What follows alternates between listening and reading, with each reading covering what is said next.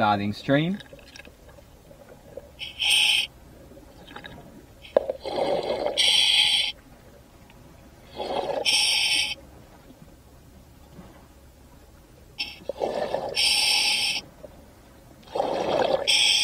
Lauren, you alive, you alive! Oh wow! Hi everybody and welcome to the last dive at Casuarina Point. Not the last ever dive. Okay, just at Casuarina Point. So it's Lauren here, we have Emil on the camera, and we have my boy Pat somewhere up on the surface. So right now I am sitting at 12.8 meters, and I believe we might have a new species of squirrelfish. I'm not sure though, so I'm going to get Pat to do an ID, but I don't recognize this one, and it's been hanging out with me for a few minutes now. So Pat, over to you. Is this a new species? Welcome everyone. I do have the squirrelfish up here on the identification guide. And I'm thinking, because this fish has a long jaw, that it might just be the long jaw squirrelfish. So it does have the same markings, that same elongated jaw down the bottom there. So I'm pretty sure that this one is a new species. Alright, it is just hidden, but let's just be patient and see if it comes out so we can give everyone a good look at it. It keeps hiding in this little piece of coral, but that is a new species for the species list. And Lauren, can you tell us why they are called squirrelfish? Well, that is a good question. But I believe they make a noise which is quite similar to that of a squirrel. So I can only guess that they'll be like something like that. That's great. Alright, it looks like that squirrelfish has disappeared, but over here we have a cucumber. Now I'm going to get Pat to ID it because he's really good at IDing sea cucumbers. I'm not sure of the species, but it's been a while since I have seen a sea cucumber underwater. Yeah, so either this one, so the hard thing about sea cucumbers is they can come in a whole range of shapes and sizes, even for the same species. So some will have podia present, podia being these little, these kind of wart-like structures coming off the skin there, and they can also be different in coloration. But Lauren, can you tell me whether you think it's actually attached to the rock by a holdfast at its base? Okay, let me just get a little bit closer. Oh yes, this is a big one. I don't think so, no. Okay, yeah, I mean, this one is really difficult. I don't think I could confidently say any species right now then. Alright, we'll ID that together later, but it's been a while since we've seen a sea cucumber, and there are around 1,300 different species of cucumber, sea cucumber that is. So it probably is going to be difficult for us to identify, but these guys are just amazing. They look so simple, they look like a big long fat tube. But actually they're an animal and they're part of the echinoderms, so their body shape is divided into 5 if you like, and they're very closely related to the sea urchins and the sea stars.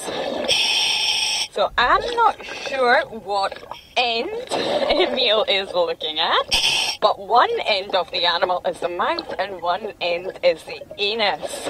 They do not use their mouth for breathing. So yes, believe it or not, they only use their mouth for feeding, as their mouth has a ring of tentacles around it, which are covered in mucus, and they're able to sort of pick up sand from the bottom and sift through it to find food. The anus, however, which will be on the opposite side, is how they breathe and how they excrete waste. Everything happens at the other end. So it is slightly bizarre to get your head around. So Pat, are you able to tell me what end we are actually looking at? I'm not too sure. I can't really see a large opening, and I can't see the presence of tentacles either, so it's a bit hard to say. But, yeah, I really can't see well enough. If we could move down a little bit, if that's possible, only. It's a little bit tricky. Yeah, it's hidden. that's right. Let me have a look. I do believe we are looking at the anus, so this is where it's breathing from. So although it sounds very bizarre to us, it is a wonderful way for these animals. Their mouth is completely separate from the breathing process, so they're able just to focus on eating. So their tentacles actually move like this, and they hit the sand. So because it's covered in mucus, they will end up having bits of food stuck on their tentacles, which they can then bring to the mouth. But they end up ingesting a lot of sand in the process. So the sort of ecological role of these guys is that when they excrete the waste, they actually excrete it like an ice cream. And this is full of nutrients that are necessary to go back into the ecosystem. So the sea cucumber waste is really vital for the ecosystem. So they're so important, even although these guys don't really look it. And they are a delicacy in certain parts of the world, especially in Asia. A lot of people do eat sea cucumber. So I haven't personally tried it, and I don't think I will, but a lot of people eat them, and they are farmed all across the world. So we have a question here from Proud Cat Mama. She wants to know what self-evisceration is in cucumbers. Oh, that's a good question. I know all about it. So evisceration is basically when the sea cucumber is able to expel all its internal organs inside out through the anus. And they do think that they do this when they're extremely threatened, and they maybe think that they're under attack, so they expel all their internal organs. And they will survive. It can take a number of days to weeks, and they will regenerate again. However, there are recent studies that show that the sea cucumbers do this quite regularly, and they believe that maybe it's not due to being threatened after all. Maybe they're just purging out all the toxins and things in their body and starting over again.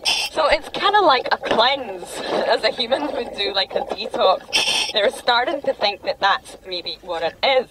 But sea cucumbers are actually able to expel long white tubules, Cuvarian tubules, and these are toxic and very, very sticky, and these are what they release when they're under threat.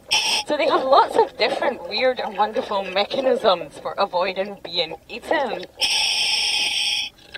Yeah, for such a simple looking creatures, they actually have quite a complex lifestyle. And we do have a question here from Liz. She's asking whether, so while the sea cucumber is up here on the coral part of the reef, are they still considered benthic? I haven't actually even got a view of the sea cucumber like you all must have. Yes, they are considered benthic organisms because they do travel along the sand in the bottom, and that is how they feed. So I am actually just going to come round behind Emil and see where this guy is going. Has it moved quite a lot, Pat? It has. It's kind of retreated up into this little burrow and kind of pushed itself in like a puzzle piece here. Oh wow, because it was really sticking out when we first found it. So yeah, sea cucumbers are weird, they are wonderful, but they're great animals and they're highly evolved for their environment. They are really camouflaged as well. So normally they're lying on a sandy bottom and you can barely see them. You can probably mistake them for a rock or a piece of rubble. So Take Care has a question. I hope this isn't a serious question. I think he was just messing around, but he was asking, do sea cucumbers taste good in a salad? I wouldn't know, being the awesome vegan that I am, I would have no idea, but I could imagine possibly not. So this fish has came back, so I think Emil's just going to give you another look at the long jaw squirrelfish. Yeah, so we can see that now. It's got some really beautiful, really prominent yellow markings there. Yeah, and at first I thought it might have been the dusky squirrelfish, but then I realised that it's way too orange and the new species of fish. So who knows what else we will see on our last dive at Katharina Point. So we will be diving tomorrow, don't fret, but this is our last dives in this area, and this area really has delivered for us. It has been truly, truly wonderful to dive here and see all the life that there is. So for the last dive, I am hoping for a turtle. Because we have been seeing turtles a lot here and we have quite a big population. So I am hoping to see a turtle and who knows what else. The visibility is not great here, but that does not matter. We always do find something. So Pat, is there anything you're looking forward to seeing? Good question. I would, like a nurse shark, being Shark Week, just because that would be very fitting. But we also haven't seen an eagle ray for quite some time, so if one of those wanted to cruise past, I would not be mad at all. Well, the visibility might not allow us to see them, and there actually is quite a lot of divers around here. At the moment, it's a very busy area, so that could possibly affect what we see. But we are heading in the direction of a very famous sponge. A sponge that is supposed to be the most nutritious and delicious on the reef, in a hope that we can sight a turtle nearby. So please send in all your questions. We will try to answer them before the end of the dive. Yes, and we have nicknamed this sponge the Sponge because it does seem to be very preferred amongst all the other sponges in the area. It has been absolutely chowed. It really has been. So we are going to visit the sponge. And it is a leathery ball sponge. It looks just like a ball. And the Latin name is Geodeon neptuni.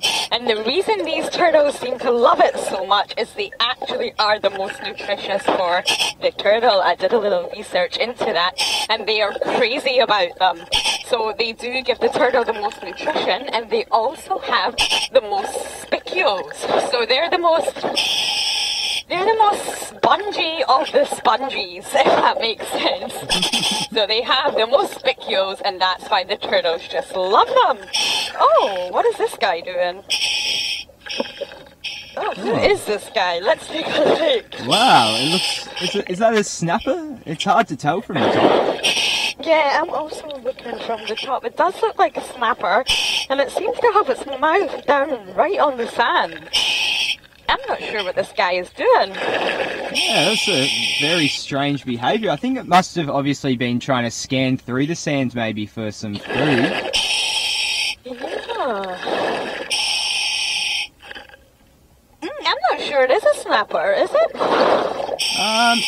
Let me get the ID book up. It does look a bit like one, but yeah, I'll the double jaws check. are very snappers, but it seems to have this big hump head. So just bear with me for a second. I'll just get these ones up and see if I can find out what it is. Yeah, not a problem. It does have that body shape and sort of snout area of a snapper, but the head just seems a funny shape, so I just wanted to double check the species. I will find a way to get this species list to you all, do not worry. You will be able to see what we've been working on for quite some time now. Yeah, it's not really behaving like a snapper. It seems to have its mouth very close to the sand, and it seems to be looking for something. I think this one might be a margate. Yes, it is. So this is a margate. Oh wow, so is this another new species? It is a new species, yeah. Oh, yes. Off to such a great start. Wow, we have never showed you guys one of these. So Pat, can you spell it for everybody, especially me? Yeah, of course. So M-A-R-G-A-T. Oh, okay. G-A-T-E, sorry. Not Margate, Margate. Margate. Okay, yeah, I really wasn't sure. I mean, it does look very snapper-ish. Is it closely related to the snappers? Yeah. So I think it's more close to the grunts, but yeah, kind of in that grunt-snapper kind of grouping. But yeah, it's definitely not behaving like a snapper. What a great find. That was Emil that spotted that one. So Emil, we're just going to head over this way and round in the direction of the sandy patch and the sponge.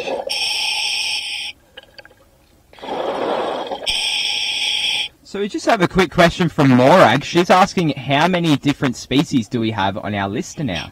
Oh. On our on our turtle identification. I thought you were saying turtle. I was like, where? In the turtle, we have 14 hawksbills and 2 greens.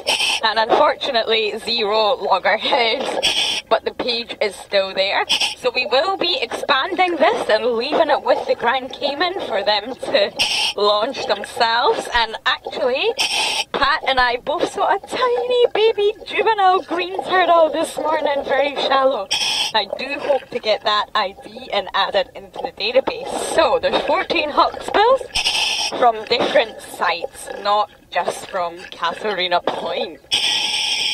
But if you are interested, we have around 117 fish on the fish list. Yeah, it has been growing. It didn't even seem like that long ago we reached 100, and we didn't think we would be pushing much further past that, but we've well exceeded that now. Yeah, well, we have had helps from one of our star viewers, Love Dogs. So she did help us a lot, and we did start this halfway through. So I may have to go back and watch the earlier dives in case there's any species that we may have missed. And just actually on that, Love Dogs was asking for us to clarify which margate that was, and it was a white one, not a black one. Oh, Love Dogs is always on the ball, always helping us out with our fish. We appreciate it so much. And it does look like we have a rainbow parrotfish coming towards us. You can spot them a mile away. They're such strange little swimmers. Yeah, they are. They've got quite a funny looking face as well, with big bucked teeth sticking out.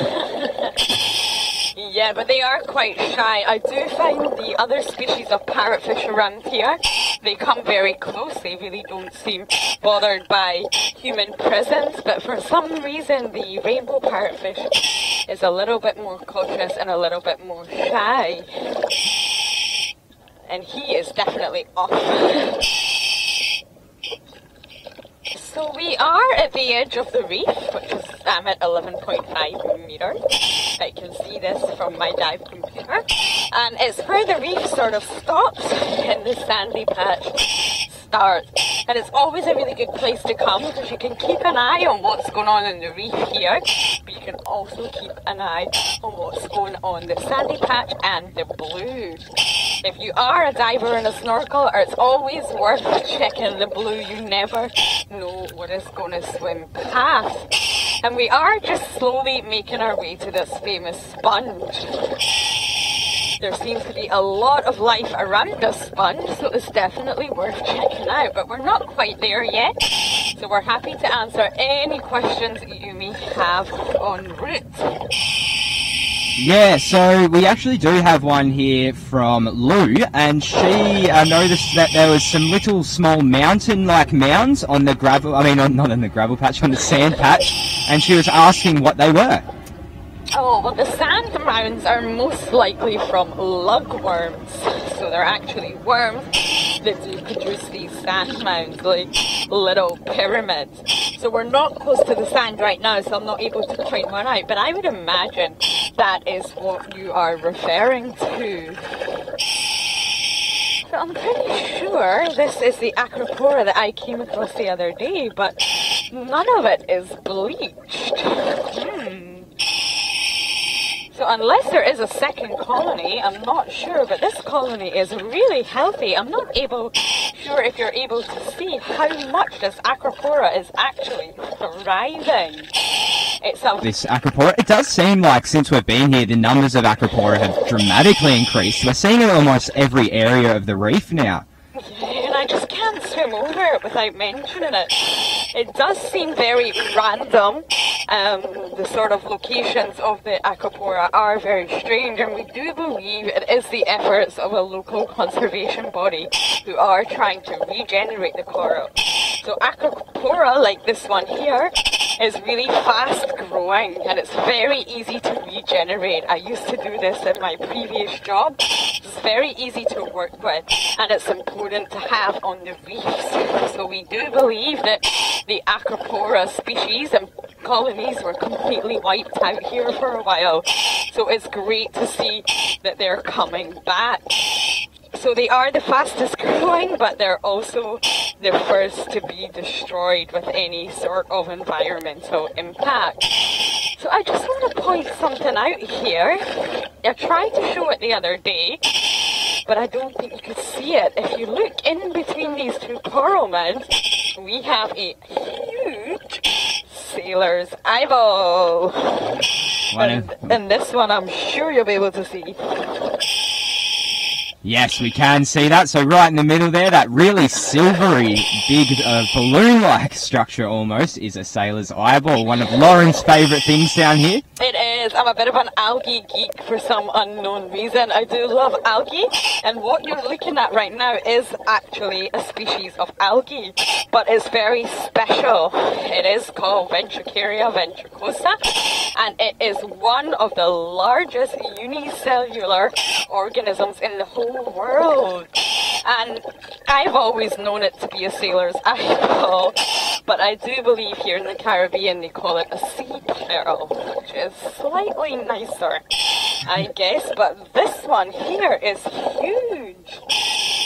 And it's really shiny, like a marble. You can really see it a mile away. Yeah, it is quite beautiful. Even with that algae growing on it, the iridescence coming through is really nice. And we can see that blue reflection of the ocean in it as well. It's quite gorgeous. Yeah, maybe they're little mirrors for all the fish, so that they can have a little look at themselves to make sure they're looking good for the day, because the reflection on this algae is just incredible. It's really, it just blows my mind every time I see one of these to think that it's just a single cell. I know. And that is just the amazing thing about them. Now, they can come in a huge range of sizes, but this one is particularly large. And you will never see them really growing with many others. You can find a little string of them, known as a string of pearls, but normally they're quite solitary, just growing in between the corals.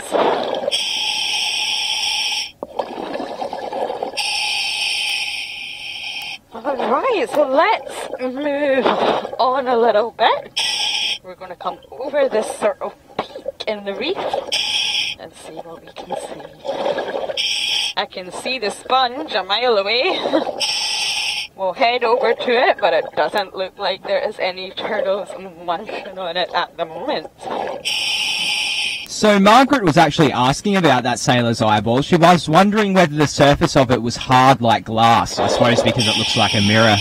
I have actually touched it before, once when I was in Fiji and we were doing a project on algae. It feels like it's got a hard sort of casing on the outside, but when you touch it, it's squishy. I'm trying to think what I could relate it to.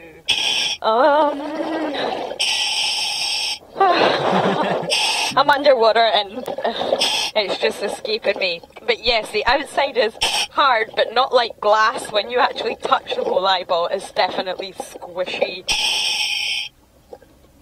So here we have the famous sponge. And although there is nothing eating it at the moment, let's go and take a look. Why not? And we will show you this very nutritious sponge that seems to be the favourite of so many animals down here. Yeah, it will be interesting to see if it has been more fed upon since we last came past it. Yeah, if we were actually here longer, I would start to monitor its recovery rates, but unfortunately our time here has came to an end. Wow, I think it's been even more munched since the last time. Yep, I would wholeheartedly agree with that. It is wow. Yeah, so this is a Geodea neptuni, and it just seems to be the favourite of turtles. But anytime we do come here, There's also a whole range of angelfish, from the French angelfish, the queen, and the rock beauty, and they all seem to want a piece of this sponge. So you can see right now exactly how much it has been. It is literally, I think, being torn in half. Now it will recover, it will regenerate and heal, but that will not be a quick process. So it really has been heavily damaged by these big predators. And a lot of people ask about turtles and sponges, you know, do they have favourites, or how do they choose the sponge? Well, they are actually very fussy. I didn't realise that until I've recently researched it, but they are very fussy when it comes to their sponges, and they only eat a small selection of sponge. So you won't really find a hawksbill turtle who is labelled as a spongivore munching away on a rope sponge. That won't really happen. They are fussy, and they will only eat a select few species. Now, Proud Cat Mama just wanted you to clarify what sponge exactly that was. It's called the leathery barrel sponge, I think is the common name. And it is quite big, so let me see if I can sort of show you without obviously touching anything. Oh, there's our little angry damsel there. So it is this size, and it used to come all the way up here. But it's obviously been taken away by all the turtles and angelfish, and you can see their beak marks. You really can see where they've munched away on this. It's just incredible. And Monique wants to know what kind of nutrition a sponge holds. Quite a lot of people have asked that. I'm not really sure what you mean in terms of nutrition. Obviously, when we refer to nutrition for humans, it's obviously a huge variety of different elements. I'm not really sure what you mean. It just is exactly nutritious for the turtles. They are spongivores, they do feed on sponges, and this particular species tends to hold the most elements of spicules together. So I'm not really sure what nutrition you're after. Pat, would you know how to answer that one?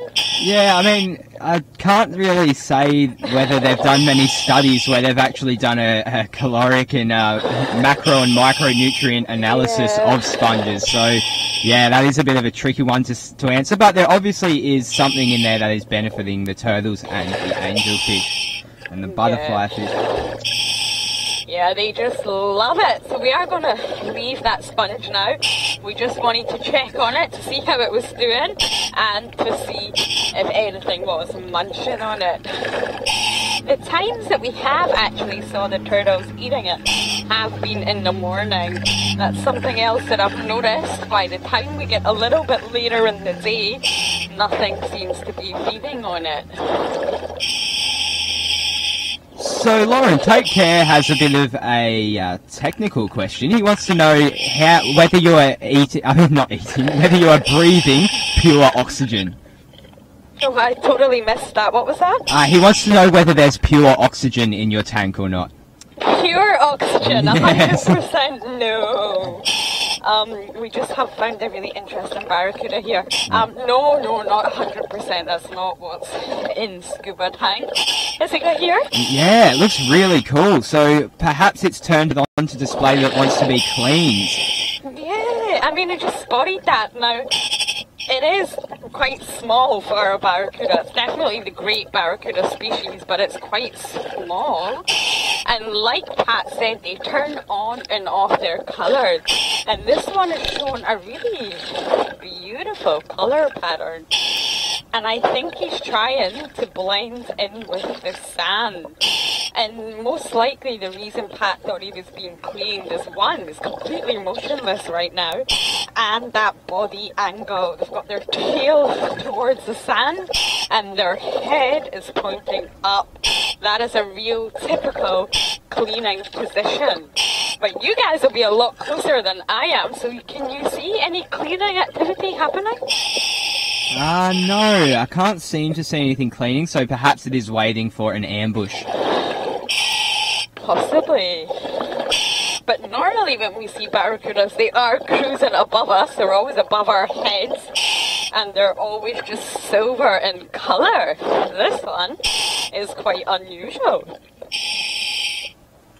Yeah. It's really cool to see as well. So barracudas will quite often change their or lighten or darken their coloration due to what part of the water body they are in.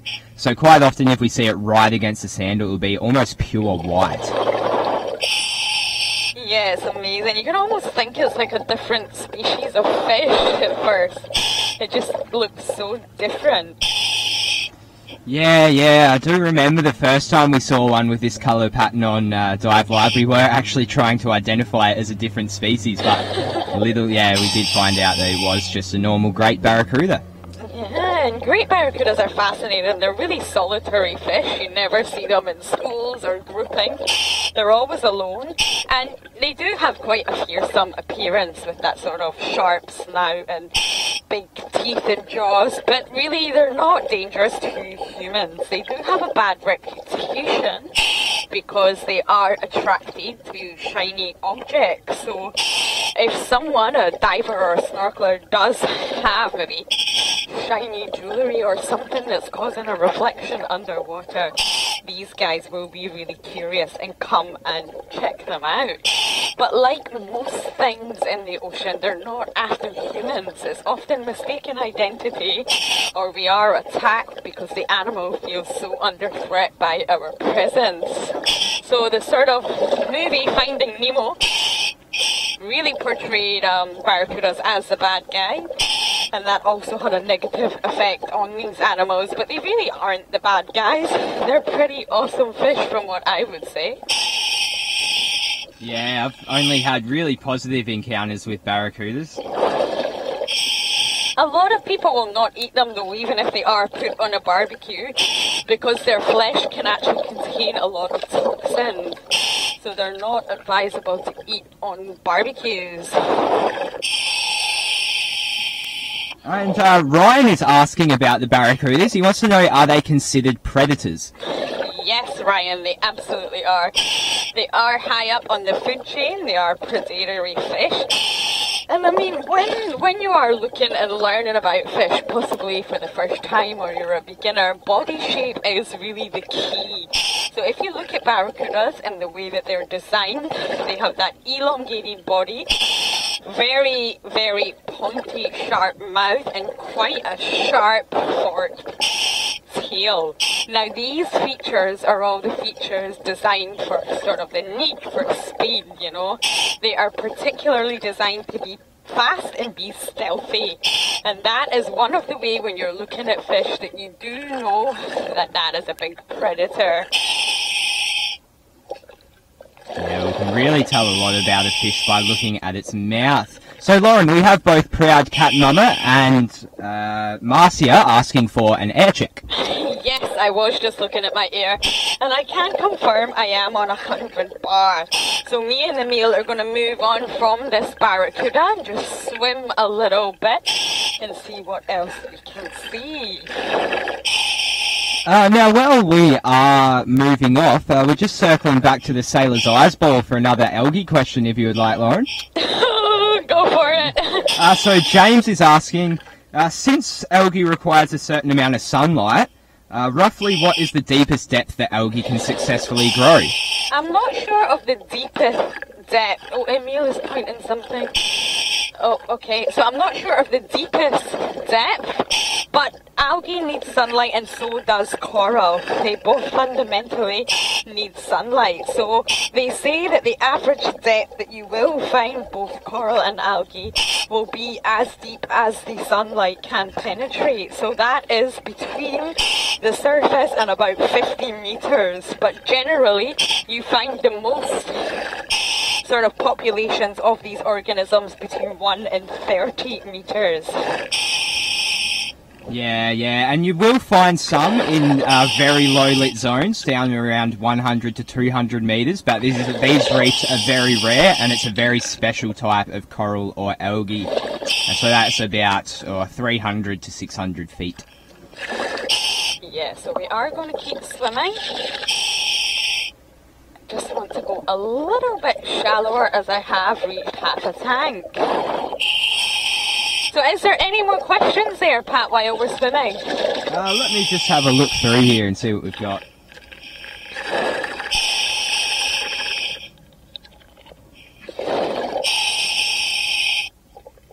So Monique was asking what that Barracuda was doing with its mouth. I was a lot further back than what you would have been. What was it doing with its mouth, Pat? It was just opening and closing it, which is how they breathe pretty much. So they're just drawing in water over their gills. Oh, right, okay, yeah.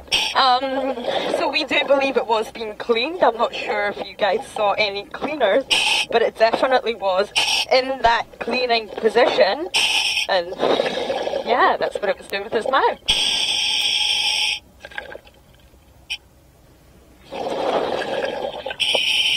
So do you think we're going to get a visit from that green turtle we saw earlier today, Lauren? Oh, honestly, that's one of the reasons I want to come a bit shallower as well. I would really love that. We haven't showed too many green turtles on diveLIVE, and it was about this size. Pat, would you agree? Yeah. It was tiny. It was very scared. In my experience, juvenile green turtles are very skittish. They're very scaredy cats. And hawksbills are not. For some reason, the hawksbill juveniles are very chilled. They're really not bothered when they see a human. But the greens, yeah, it's a different case. I would just love to see that for the last dive at Catarina Point. Yeah. I think everyone's rooting for just about any type of turtle that will show up. Yeah, so we have had a stream of kind of bad luck, haven't we, Pat, where the minute the broadcast ends, we bump into something, whether it's a turtle or a stingray or an animal that we would just love to show you guys. It always seems to happen just after we end the broadcast. Yeah, it really is a type of curse, I think. I'm not sure what we did to deserve it, but... So we have came a little bit shallow. We're just going to come a little bit more shallow and see what we can find. Both Pat and I have looked so hard for an octopus for everybody. We really did, but it seems to be quite tricky to find them here in the Grand Cayman. I definitely know in my previous experience octopus aren't that difficult to find. So maybe here in the Caribbean they've got some extra special techniques to stay completely hidden. So we have a question here. Sorry, I've just lost it.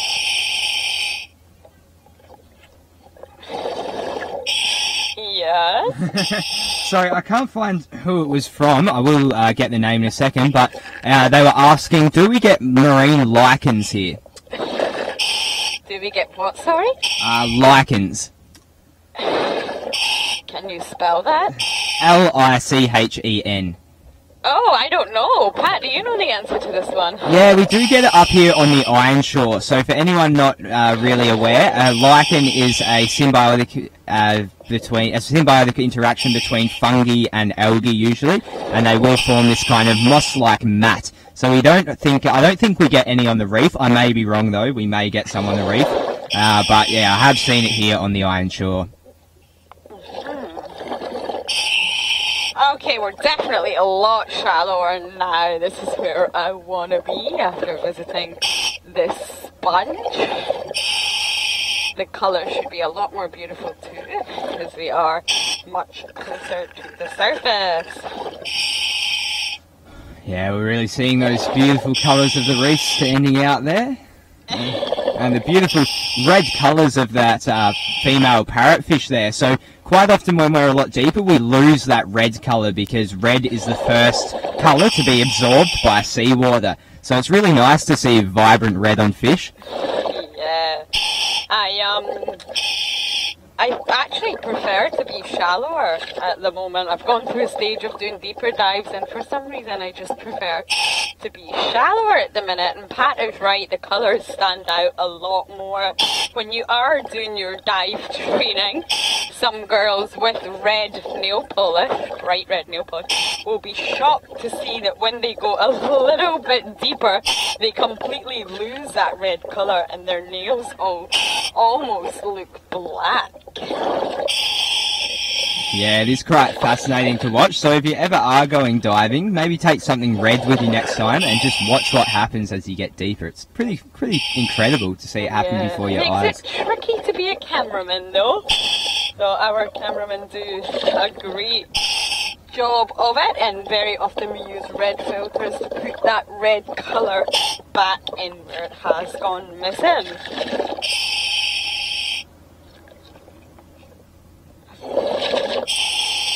So I was just going to point out some fire coral.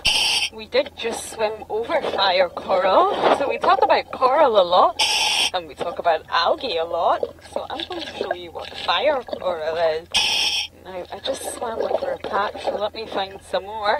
Maybe while we're swimming, Pat can tell you all about fire coral.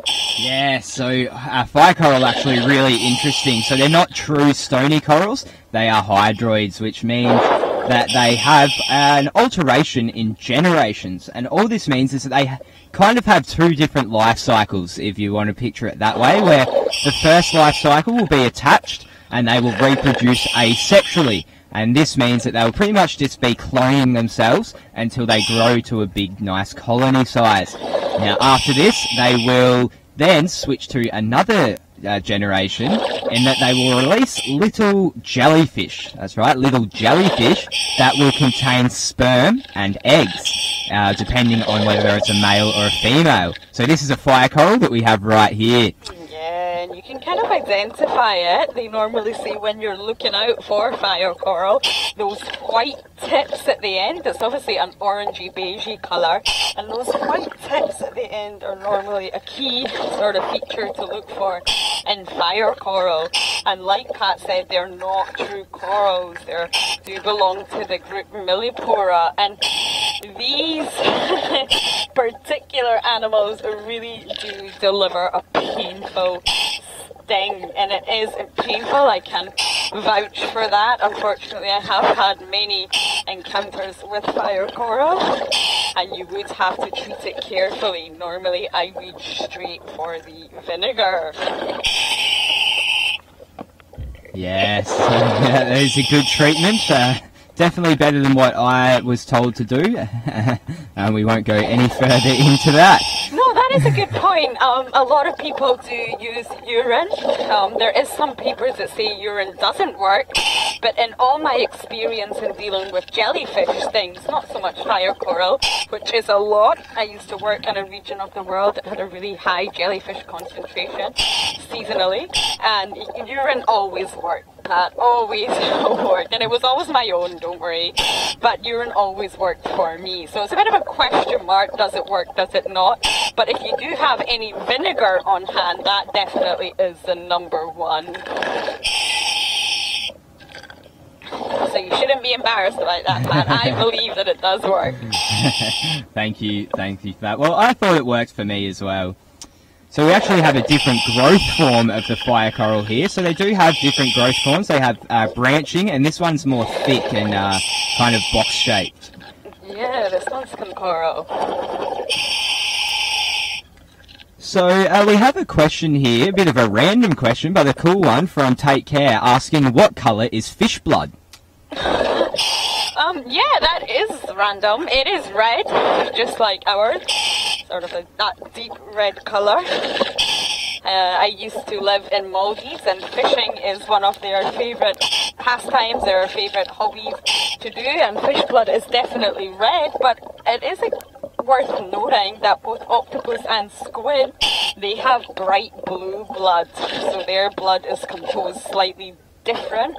Our blood and fish blood has hemoglobin, theirs had hemocyanin. So it's a little bit different, using copper instead of iron, and that means that they have blue blood. So just to give you an update, I am on 80 bar, so still got plenty of time, but we are needing towards the end of the dive. So we are shallow now, and I am hoping for a random encounter with a little greeny beanie. Sorry, can you just clarify what... Oh, the green turtle. Yeah, no, I'm with you now. I'm with you. Yeah, I've officially called it the greeny beanie. It's so cute. So that is exactly what I am looking out for, and I did bump into some squid earlier. So I would love to see some squid too. Yeah, we always love a squid encounter. They are very closely related to octopus. So it would be nice if we couldn't get an octopus to at least get a squid. Yeah, exactly. I don't know where these octopus are hiding. Of course, they do come out at night. They are nocturnal. Oh, we got a little grouper being cleaned here. Look at that funny expression. There is a lot of books out there now called fish faces, and just the expression that some of the fish have on their face is obviously not an emotional expression like ours, but I do find it really interesting. No, I don't think it is a Graysby. I think it might be... I do know... just over here on the grouper. Emil, the grouper. Yeah, I think that might have been a new one. I'm not very good at groupers though, so Pat will definitely be the man to go to for that. Yeah, it might be... Oh, let me see. It could be a rock hind, which are still groupers. It is still just ahead of us. It's just gone behind a coral head, so we'll get it back up. But yeah, I initially thought from far it was a Graysby, but now I don't think it is. This could potentially be a new one. Yeah, potentially. I'll just wait till we get a bit better of a look at it. It might be a coney also. Well, it's definitely got that sort of grouper sea bass look to it. Those robust jaws. Those big teeth, and it is, I think, trying to get cleaned. It's looking for that perfect location to get cleaned, and just from those fins and the body shape, it definitely is in that family. Yeah, I think it's the brown colour phase of the coney. Oh, well that's interesting. We normally see the coney, which is bright yellow, almost like a neon yellow. That's pretty interesting if we're seeing this colour variation. Yeah, most definitely. So it is cool to see when there's colour variation. It's almost like us collecting within a species. So yeah, we have seen a bright yellow one. They can also come in a bright red colour as well. Oh, well, it's not a new species as such then, but it's definitely the first time that we have seen this colour variation. Yeah, we can see it flaring its gills there to let fish in for a clean. Oh, I wish I had gills. So just over here we've mentioned, oh, we have a fantastic blenny. Oh, wow. Okay, Emil, if you're able to come over here, I'm going to try and direct you to an incredibly gorgeous blenny. It's just came out and it's perched. It's going in and out because I'm here. But yeah, it just keeps flitting out. Let's see if we can get it. I'm going to go a little bit further away. And so try and get this for you. Have you got the blenny page ready? Almost there. This is a big one. It's very gorgeous. But it's very aware that we are here. So I am just going to move away a little bit. Sometimes with fish you do have to be patient. Oh, there we go. It came out and it's just perching itself on a rock. Wow, that is a big blenny. It is, and it's glorious looking. It's just perched itself on a rock now. So hopefully Emil can get you closer. Oh wow, I do recognise this head. I have seen it before. No worries, just take your time. Blennies and gobies are very closely related and they do often get confused, but there is some key differences to look out for. Blennies in general do tend to be bigger, but apart from that, you look at their dorsal fin. Now, dorsal fin is the fin on top of their back, if you like, and gobies tend to have 2 dorsal fins, whereas blennies tend to have 1 continuous fin running from the top of their head, if you like, right down their body. Now, there is the exception of the triple fin. There's always exceptions, but that's the sort of main thing to look at when you're trying to work out, is it a goby, is it a blenny? And also the way that they sit. Blennies tend to perch on their little ventral fins a lot more, like this little guy is doing, and they tend to sit with a real curved body. So it's a really relaxed way of sitting, whereas the gobies will never do that. They do perch on their fins, but their bodies are very stiff and straight. So there is quite a few features, and blennies' eyes are crazy. They can rotate each eye separately and independently. So, have we got an ID, Pat? We do. This is the red-lipped blenny. Oh yes, another new one. This makes me so happy. I am a bit of a nerd when it comes to fish, so this is a new one, and I think it's really posing for us. So we're getting a good view. We're getting an awesome view. We can even see the little cirri that extend up from its face there. It's like it's got eyelash extenders on or something. Oh, how do you know about them, Pat? I don't know if I want to know the answer to that. I was actually on my way to show you a beautiful colony of feather duster worms when I spotted the blenny. So we'll keep on this blenny for a little while, and then we'll move over to a glorious colony of feather duster worms. This small little coral bombing is really productive. Yeah, it's really nice to see some of the cool stuffs in the shallows. Oh, and we've got a little trunkfish, a little juvenile trunkfish coming to say hello. I think everyone's coming to say goodbye to us, Pat. So if Emil can just move on to the feather duster worms. I do recognise this species. I can't quite remember off the top of my head, but it's definitely a feather duster, and there's a lot of them. They almost look like an underwater bouquet of flowers. They're really, really beautiful and closely related to the Christmas tree worms. So these are actually worms, would you believe it? But of course they don't look like that, so they are not directly similar to the Christmas trees, but they're very, very closely related, and the worms live in a little calcareous tube there. Are you getting a good view of those, Pat? Yeah, definitely. We can't see the tubes too. Oh, now we can, now that they've flown a bit in the current there. We can see those tubes. Yeah, they really do just look like delicate flowers swaying in the breeze. Yeah, they're wonderful. So similar to the Christmas tree worms, which we show very regularly, those sort of flowery part, if you like, the white part, are the appendages that we use to feed and respire from. So they're part of the overall segmented worm grouping, which can contain over 13,000 species worldwide, and that is both on land and in the ocean. So it's a huge grouping of animals, and obviously they have very unique and unusual forms. So this is the social feather duster. Yes, that's it. I knew it had a name. So if anyone is collecting the species other than fish, you can definitely add that one to your list. And yes, Joy, you could also call these ones tube worms, as tube worms, the general characteristic of a tube worm is being in an encrusting tube. Some people call them actually some mollusks, so some shelled organisms. They also get called tube worms when they bore into the hulls of ships, but they are not true tube worms. They're actually a little shell. True tube worms. That's a bit of a mouthful.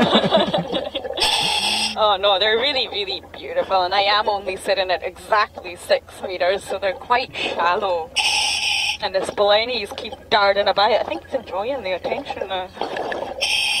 So we actually have quite a few questions coming in about it. Do you want to answer a couple? I will do my best. So we have one from Monique asking, are they moving themselves or is that the current? That is the current. So let me get a little bit closer and see how well you... Yes, so did you get a view of the calcareous tube? Yeah, yeah. Yeah, so it's sort of rooted into the rock. So it is a sessile organism in that it will not move location. It is rooted to the spot. But the calcareous tube is actually quite flexible and it is swaying about in the current, not actively moving. And Jacqueline wants to know, is each one of those tubes an independent worm? Yes, they are.